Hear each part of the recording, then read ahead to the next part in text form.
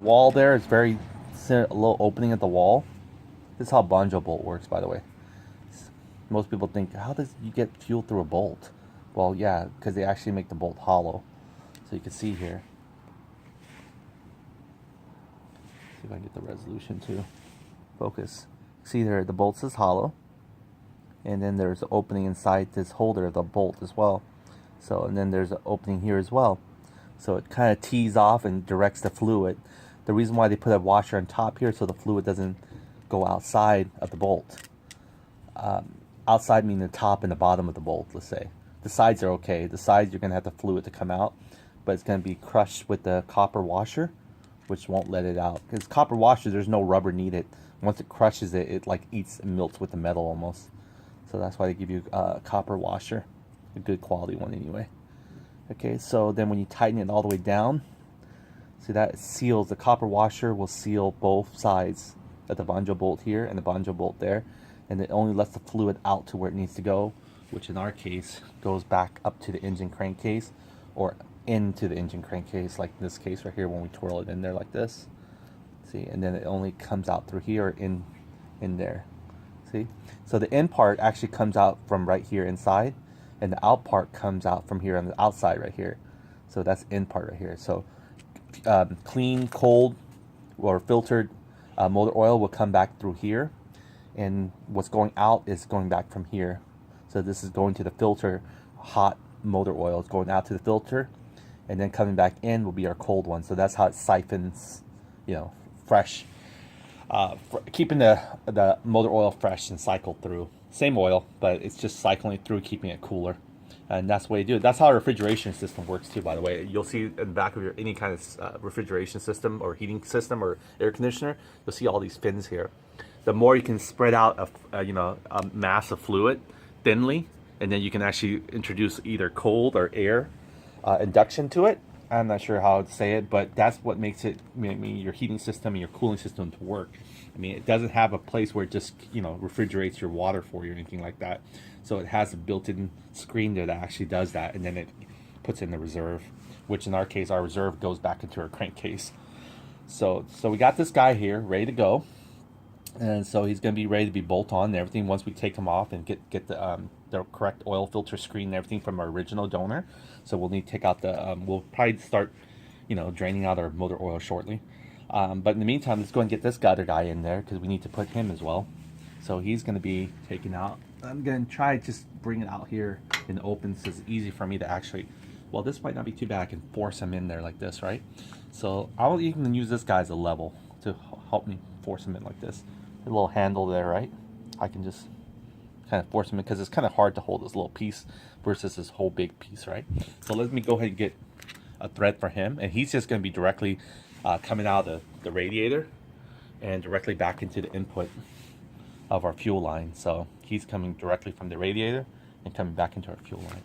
Just got a habit of not tilting my camera down enough for you guys to see what I'm talking about.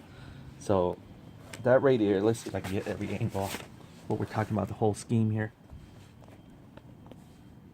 Okay, so we got that port there, and we got a radiator all the way to the far right, and we got our port here coming from the far left. So this guy right here to the far right of us, the hose that has a direct line, he's going directly into the input of the adapter here, the banjo bolt adapter. Okay, so he's coming directly into the engine through this little center hole right there that the banjo bolt is only allowing him to. And now as far as going back out, the hot oil going back out is going to be this guy right here, where his hole is outside the diameter of the adapter here, and he's going to go into the filter, whereas right there's the filter. And we're going to have to use the donor. Once we take this off, we'll have the oil screen and everything come out, and then we can actually use him for that. So let me go ahead and keep this guy in the same direction. I think he's this way. Kind of hard to tell, but yeah, he's this way. I'm just following the old original one there. You see there how it's facing. So I'm just taking that old original one and facing this end the same way, or try to anyway. Alright, so there we go. That's pretty much the idea of what we're doing. And let me go ahead and get this guy to get tightened down. And you're going to see the whole thing in play in a few seconds here. not a few seconds, but moments. All right, I don't want it too tight because it won't reach over the hump like we had last time. So we're gonna take this, if you can, if you have a choice, take it far back out. We don't want to use this as a little chopping tool when we try to actually put our tip in there. So let me get in a position where I can feel like I have a little bit more strength in the hand. So I'm gonna go ahead and drive this in. Yeah, go. A little bit more easier, but still the same challenge. Got squeeze, twist. Actually, this is going a little bit more even deeper in there.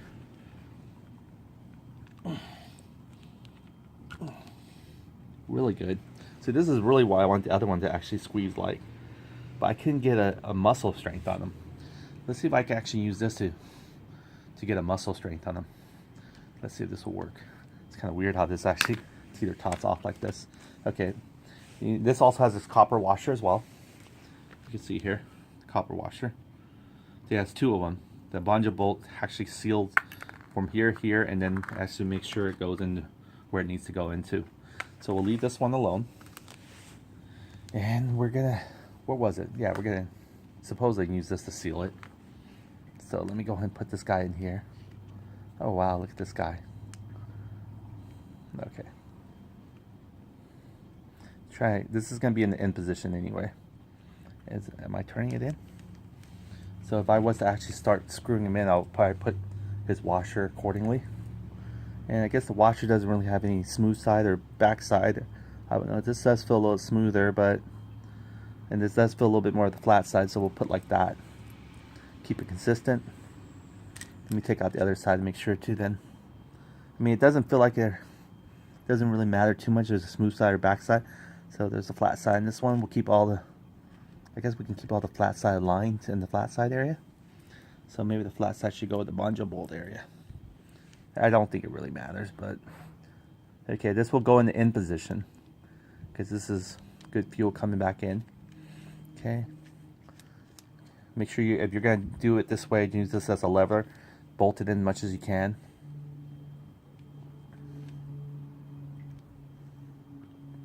I'm surprised it's this in the, oh, there we go. Because it's a safe flush, it wasn't flushing for a second there. Alright, so I'm just using this as a little bit more of a, I'm not sure if I should have done it, but we'll find out. Well, yeah, we want this guy to go in a little bit more, right? So let's go ahead and hold this leveler here that we just created. I mean, using his adapter. And just let's force him in. Well, scoot it back because you don't want to have another challenge of having this guy, you know, resist you. All right, there we go. Oh yeah, so much easier now. You can see here, see that second one's no more peeking at me and laughing at me. It's in.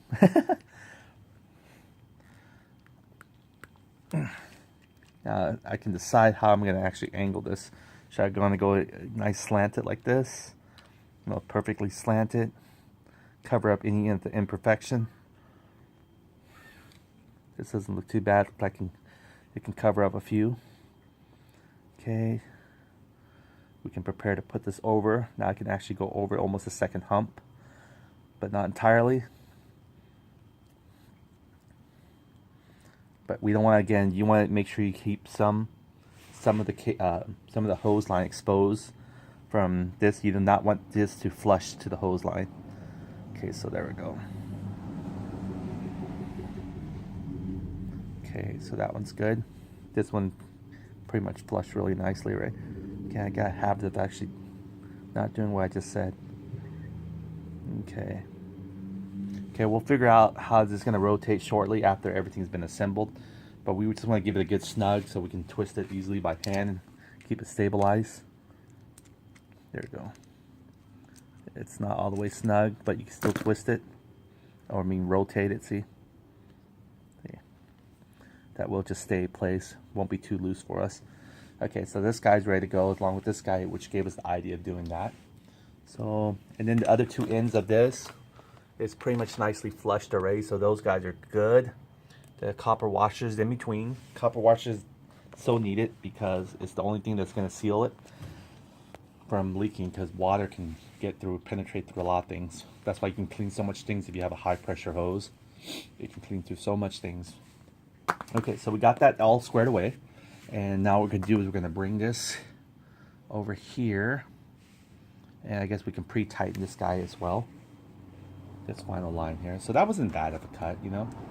It took us a while to understand what we're doing, but after that, we're good. Now it's time to actually, while we're draining the oil, what we're gonna do is have the oil drain, and then we're gonna go and continue on and putting our adhesive onto our little alarm system here that we didn't get a chance to do it yesterday. And then what we're gonna draining the, I'm not sure which one's easier to drain first of all. We can probably drain the motor oil first. Yeah, we can do that. We can drain the motor oil. Hopefully you can see me catch it. I'm actually just going to put it straight into this little bucket here. The gear oil is going to be a little bit difficult more because it's more tilted. So maybe what we could do is I can pop out the gear oil first. And again, this one I don't have to tilt the motor oil. So let's do the gear oil first. The reason why is the gear oil requires me to tilt this bucket more, and I'd rather have a little small gear oil spill than having to the whole dirty motor oil come into play. So let's go ahead, we're going to change out the gear oil as well. We're going to need our 10mm socket to change out the gear oil.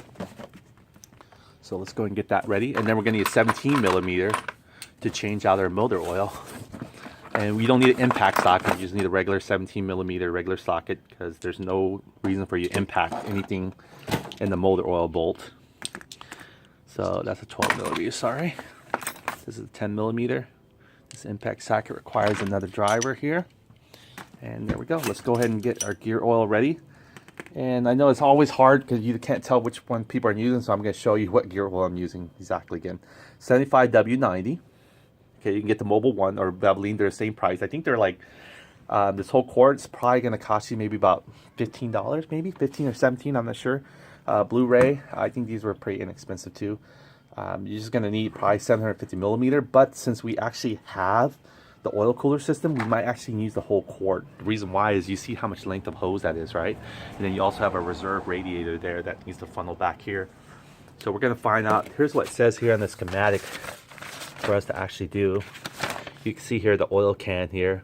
They inject it straight to the filter, and then they fill it up first.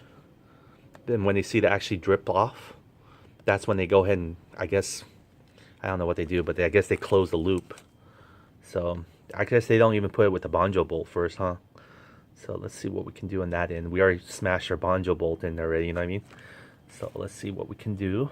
We can try to siphon it directly to the hose, but you can see here they're already with the banjo bolt. It's going to be a little bit harder for us to do that way. So, but that's how they do it. The oil can, they pump it in directly, get that through, because I guess the engine needs to go. But I'm thinking, you know, we push enough in there, our oil reserve should check out the same. We should have, you know, enough for the dipstick. So we'll let maybe the engine actually pump the oil for us. What we do is we can still reserve a little bit left in there. There's actually a good way to actually keep your oil completely out. Is to actually take a vacuum, a shop vac, if you don't have an air compressor, and you can see a little bit of the spaticles that it's going to generate. So here we go. This is what we're going to use for our gear oil when we put it back in. When they're brand new like this, it's easier to squirt, but if they're not, you can always get yourself either one of these little squirt cans, which I'm going to use. So let's go over and take out the engine bolt here. See how much the range is blue and some water there. Okay, so let's go ahead and prepare it and drain out.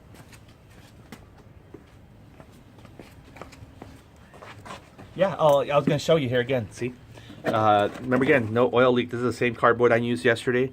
I will show you right now. That little tie strap there did a miracle. I guess that's why they give you a little tie strap for all these little, you know, what do you call that? Fuel filters and stuff like that, because they work the best. So if I run my finger right here, this is normally where the liquid would usually drip and leave right here. It's dry, super dry. So, and you can see here, it's been left on the whole time. I had it on. I mean, this is an off position. Sorry, when it's cutting a wall right here between the line, that's an off position. It's cutting off the fuel, but it's been on. I'll choose to leave it on now that I know that this is not leaking any more oil, because all we did was change it, right? Okay, so let's get started. and changing our gear oil. This is the one we're going to be using. Mobil 1 Synthetic 75W90. Full synthetic gear oil. Okay, and this is where the bolt is. We're going to need to actually draw oil here. You can come from the side here. So this is the drain bolt. This is going to drain your transmission slash aka gear oil, same thing. It's going to take a 10mm socket, I believe, and this also is a Prima magnet bolt too, by the way. It also has a washer as well. And then this is actually where you fill it in right here, this little bolt here. I think this might be a 10mm. I'm sorry, this might be a 10mm. This might take actually a full 12mm socket. So let me bring both and just inspect it, okay? Sometimes you change the bolts, you can't remember which one that you had last. So let me go and bring that 12mm case. And we're going to bring the socket for it. Alright, so let's check out our gear oil. Let's see how it looks too after it's been in there for a while. We ran it less than 100 miles. And we're about to actually change it. I would get a pan for you, but I think this is pretty clear enough. Okay, so what I'm going to do, first of all, I'm going to fit the socket here, I was going to tell you. So we're going to go for a 12mm socket here. Yep, there's a 12mm socket for a Prima transmission bolt here. And it's going to take a 10mm socket to fill it in. This is the fill-in side. So this is where you fill in your transmission, and this is where you drain it out. So first of all, we can crack this open a little bit, or this open. I prefer to just go and just crack this open. Try to catch it. It's not going to be hot, and especially when you have your engine cooler ready. So here we go. Most people say to try to start up your engine, let it warm up, maybe get all the slug out a little bit more. So why don't we do that? Let's give our engine a crank. We haven't actually cranked it all day today. So let's let it warm up just a little bit. Get the engine prepped up. It's not like we have this exposed. I was like, oh my God, we have this open. What are we gonna do? No, we don't. We don't have to worry. Okay, we got the battery. Fuel's in there. Turn on our key position. How's our battery level? Above the 12, which is kind of nice. Turn on our kill switch. Hold the brake lever. Everything's working good. Might choke on this because we'll find out with this PWK carb. Oh man, it's going pretty good. I didn't actually hold it long enough, my bad. I was a little scared to see what it does with 1 second press. So here we go, I'm gonna do it again. Whoa, I see it splatting water somewhere. Just can't figure out where it's splat. It might be here from the crankcase ventilation. Let's see. Yeah, the crankcase ventilation, one pass. Okay, so here we go. I'm gonna hold it longer. Okay. What I'm gonna do is pull this up, give it a little bit of the manual starting thing. There you go. Set it down again. Oh, I shut it too quickly, right? So let me go pull it up again. Pull it up. Let's go ahead and crack this open. Okay. This way idle. You can shut it down. Right? 1, 2, 3. There you go. So just give it like maybe about 2 or 3 seconds. So this man choke does help us a little bit to help with our scooter startup. I might have to be able to reach that somehow and do this, but if you ride it every day consistently, I think you shouldn't have any problem. But that's what a PWK carb for you. Here we go. You can see it's actually this is just cold air. It's cold air being pushed out. There we go. The crankcase ventilation coming out here. So yeah, a lot of people say there's no crankcase ventilation or liquid or anything like that. You can see here, that's a lot. So we'll find out. We're gonna rate the scooter a little bit. Get the RPM. Right now it's idling at about 1. I can't really tell by this RPM really, so you can't really go by. Just like the same thing with the battery meter.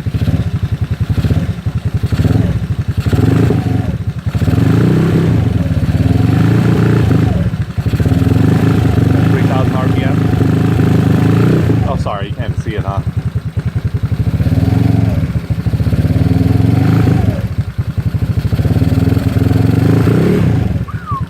There we go. Rating at 3,000 RPM. Get our engine warm up, get the oil kind of break loose a little bit before we actually dump it out. We're just going to keep it on for a few minutes, really. Get the engine, see how the temperature is and everything. Headlights running on pretty good. This is cool to the touch because you got the cold fan from the thing here coming out to it. So, and by the way, if you do put that automatic choke on right now while it's running like this, it probably would kill the engine because it's kind of overflow. Watch, I'll do it right now to show you. 1, 2, 3. See? So you only need it when you need it. So anyway, you don't need it anymore. Yeah, I'm gonna leave this auto choke off, this manual choke off, and we're gonna go fire the engine again. See? Here a little bit struggling, but it's still a little different than CVK. But when we first put it on there, man, it purred like a kid. But it still is, you know, a little bit more tuning to do, and we'll get that all squared away. It's not gonna be. I knew it was just a little like it was like a cakewalk when we first installed it. We didn't even have. Well, we did play around with this manual choke, so I guess that's what it's for. It might be because we left the fuel line open, and there's just like a more fuel going into the float bowl, perhaps is what maybe caused that. But I don't think there is any vacuum leaks or anything like that. But we'll find out. So yeah, I think we're good. I think let me feel the cap here is warmed up. No, it's still pretty like, oh man, this is like room temperature right now. It's not hot enough. So we want to get a little bit more hot. I wouldn't touch the exhaust to find that out. But yeah, everything's going pretty good. You know, we have the little smudges here. What I'll do is I'll touch this part. No, it's okay. A little fast. Oh, I think I can already feel the heat. Just for like a split second there, you can feel the heat. So we'll wait till it warms up for us. Just pumping a lot.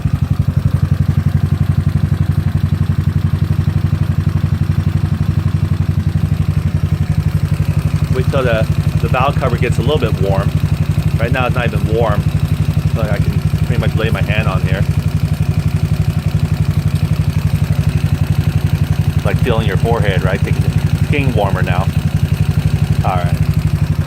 And that's what we want. We just want to break everything loose. So, all right, we're gonna go and cut power. Oh, by the way, I know another trick here with the alarm. The reason why our auto start can work is if this wire here was connected to here, you know, it will actually trigger where the key can be taken out. So watch how I'll do it. Let me see if it actually works without the blue wire, the blue auto start wire from the alarm connected to our red and yellow wire here.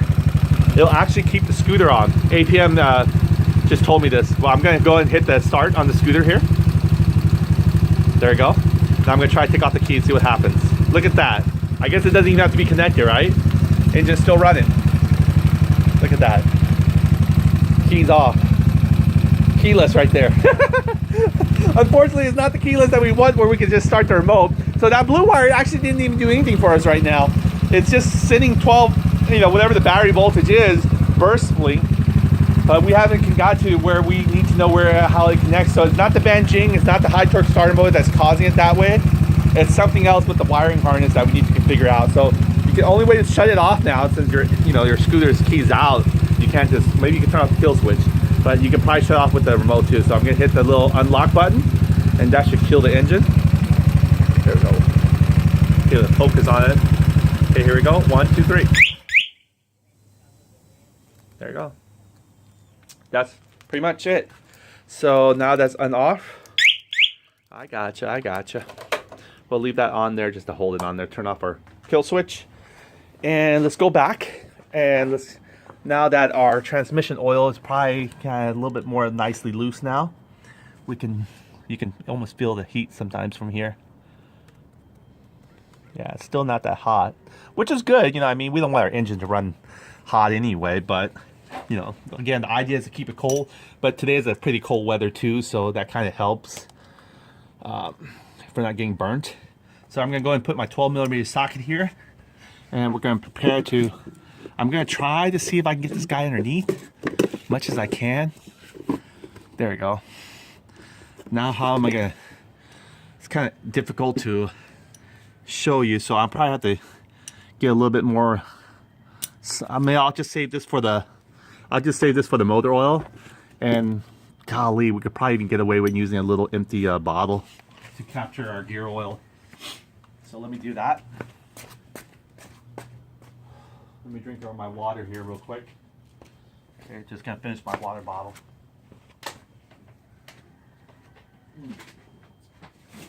Any empty bottle here, maybe? No. No empty bottle.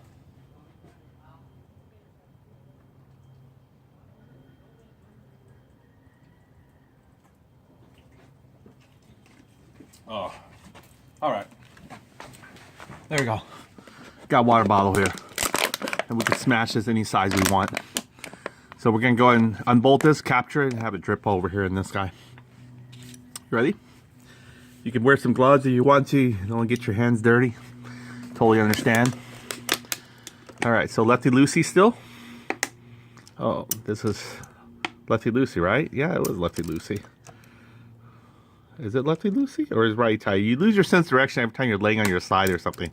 So I believe this is counterclockwise, or this is clockwise. This should be counterclockwise right here, I believe. Yeah, this should be, but it feels like it's tightening it more. That's weird. Really weird. This is, I would think this is righty-tighty, right? Going like this way. Huh. Interesting. Oh well. Alright, so gear oil is going to probably start pouring out, so you can take your socket out. You can do this by hand. And you just want to grab the bolt really quickly. Let's see how our gear oil is doing here. We haven't seen it in a while. You guys can be able to see the whole view of it, I guess. If I do it this way, get some more natural light on there. Can't beat the natural sunlight when you're recording anything. Yeah, we use our bottle for everything. Okay, it should come out. The last bit, you just want to maybe hold it before it's. There you go. Oh, look at that. Very thick. Alright, just leave this guy here like this. He's compressed with the bottom of the bottle. Look at that. Ugh. Look at that. That's the break-in gear oil right there. Look at that. Oh, that's nasty. Look at that. When we put him in, he was more like a honey glaze. This is more like a dark. What it is I think we put some of that bearing, which was fine. We put Mobil 1 bearing grease in there. And a lot of the additives, you know, byproducts still washes out into the gear oil. So yeah, look at that. And you'll see the new gear oil. So now what you want to do is also, well, prepare to wipe everything down, but I'm going to go and get another shop rag here and wipe the bolts out.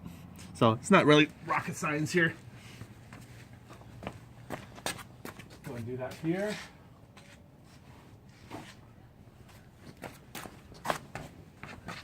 Okay. Again, the gear oil I'm sponsoring. No, you can just pick it up at auto parts store. No big deal. Oh, we do have our own brand too. We'll be putting it on our site shortly.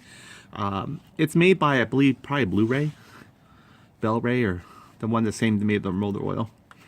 But if you don't have access to it, you just go to the auto parts store or wherever you want to order it from. There you go. See the magnet there? That's the premium magnet bolt for the transmission. Yep, takes a 12mm. It's got a washer too there. We might even put a new washer if this thing's been used so many times already. Speaking of which, we need to actually replace some of our Allen bolts with nice washers. So let's do that too as well. Okay, while that's still coming out, just let it come out. It's not going to go anywhere, literally. Okay, so what we're going to do is you can even crack this open, but I'm afraid if I crack this open, well, I can't crack it with this one for sure. If I crack this open, I don't have another vacuum to get it out. So, but you can let some air come through here, so you can crack it open, I think. If I'm wrong, then you can have a lot of mess. There you go. I don't think it'll come out through here yet. I think most majority of it's coming out through there already, so this might not actually have any. I could be wrong. This kind of, it feels loose already there. Let's see. Always got something to learn, right? So majority of it's already in there. You look at that. That is just nasty. I want to show you guys up close. Look at that. Oh my God, that's so gross. And that's less than what? And we can use a good synthetic Lucas one too. So this is our fill-in bolt right here. See, it's a little different than 8mm. Oh, I'm talking and I'm not pointing at a different area here. Let me zoom out like that. You can see this is 10 millimeter bolt. It's different than your transmission or your CVT cover bolts, which are about 8 millimeter socket. And these are just a 12. If it comes out, I'll put it back in really quickly, because this doesn't need to come in yet until we start filling it up. See, it looks dry as a bug. Nothing real. See, this is the new one. A little bit spatical what the new one should have looked like. You know, it's like more like a honey glaze, not like a dark, you know, it looks like almost Venom. Venom, you know how the Venom gets into the suit? A little black tar. That is just really bad. So that's a 300, less than 100 mile break-in period there. So I can't wait to change it with some Mobil 1. Yeah, speaking of which, yeah, we're gonna also take a look at, in fact, let's get all our motor oil and stuff here squared away. So let's go and take care of this guy as well. That way we can talk some more and do this at the same time. Multitask. And we'll get new washers for him. That's what we were promising to do. Speaking of which, let me get these guys. Get these guys sorted away. I don't want to lose their bolts here. Yeah, we were gonna actually replace these guys with Allen bolts too, right? Like right there, we have them. But the brake ones, I should have done it with Allen bolts, which I still can. Remember these brakes ones right here? 1, 2. Let's see, we actually have Allen bolts that size. I think we have the black ones too, but I don't know they have them that big though. Let's see. Oh, this is the thing here to actually fix the plastic, which I haven't opened it yet. We'll figure out how that works together. But let's see if these are actually, look, there's a few of them that are pretty big. I have confidence in them. And they have the drivers for them now. So let's check these out. Let's see if actually these will fit these bolt size here that we're looking for. There's one underneath. Or is there? Yeah, there's one right there. Sorry, it's covered. But you can see it. Go up a little bit, maybe higher. Yeah, it was right there behind there. We gotta get these guys off, and I think they're not that high in shortage, so we could probably get these guys replaced. I'm not sure yet, but I think perhaps maybe these ones will fit just as fine. So let's see. These are like M8 by 25 thread size, so I could take one off and we can find out, or they might be bigger. We might have to go with this size right here, which is the M10. I think it's more likely an M10, because these are definitely bigger. And I got 2 of these. There's another one here for whatever reason you need it for. So let's try to see if we can break them out. I'll get my blue Loctite again, and let's see if it actually works. I know we're kind of jumping here. We're trying to show you how to maintain your scooter oil and transmission oil, and I'm jumping to this. So let me go ahead and do this first real quick. I'm going to unbolt this with a 17 millimeter socket. And again, it shouldn't be really tight because it's aluminum. And we got our shop rag almost ready on the other side to be able to clean any excessive dew. Or I'm going to capture it. You're going to see the spring in a little bit.